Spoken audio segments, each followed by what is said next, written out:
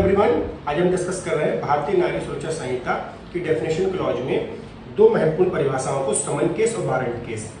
समन case क्या होते हैं, वारंट केस क्या होते हैं, डेफिनेशन समझ लेते हैं, फिर उसको अलग अलग सरल शब्दों में समझ भी लेंगे।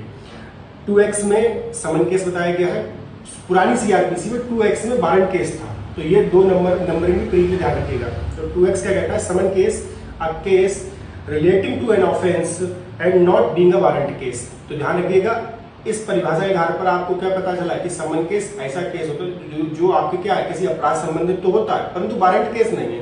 तो पूरी परिभाषा समझने के लिए हमें वारंट केस मतलब पता करना पड़ेगा। वारंट केस कहाँ है, 2Z में है।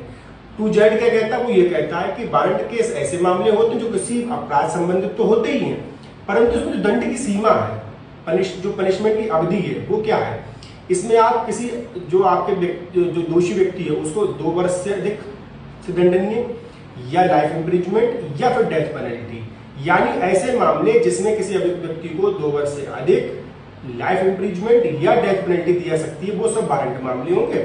और उसके अलावा जितने बचे वो क्या होंगे, समन मामले होंगे।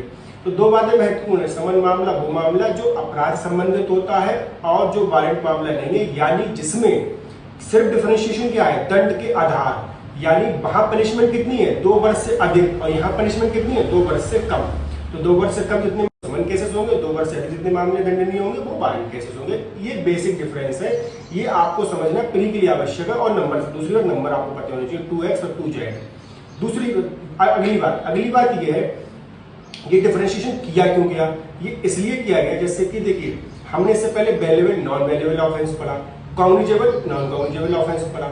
ये बेसिकली डिफरेंशिएट इसलिए किया गया है कि जो आपके जुडिशियल प्रोसीडिंग हम फर्दर करते हैं उसमें क्या होता है, डिफरेंशिएशन होता है। जैसे ट्रायल जब ट्रायल पढ़ोगे तो समन मामलों का ट्रायल अलग होगा और वारंट मामलों का ट्रायल अलग होगा।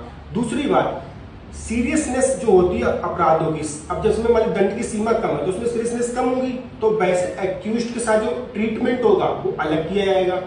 जैसे कि मान लीजिए बेल देना ना देना, वहां पर आप जैसे वेल्युएबल ऑफेंस में बेल देना और लेना वही आपका अधिकार बन जाता है, और नॉन वेल्युएबल में भाई ये जुडिशियल कोर्ट की मर्जी है कि वो आपको दे या ना दे, तो ट्रीटमेंट होता है वो चेंज होने लगता है। तो इसलिए डिफरेंशिएशन किया गया है। आई होप आपको पसंद आ रहा हो वीडियो। अगर वीडियो पसंद आ रही हो तो उसको शेयर करें और मेरा चैनल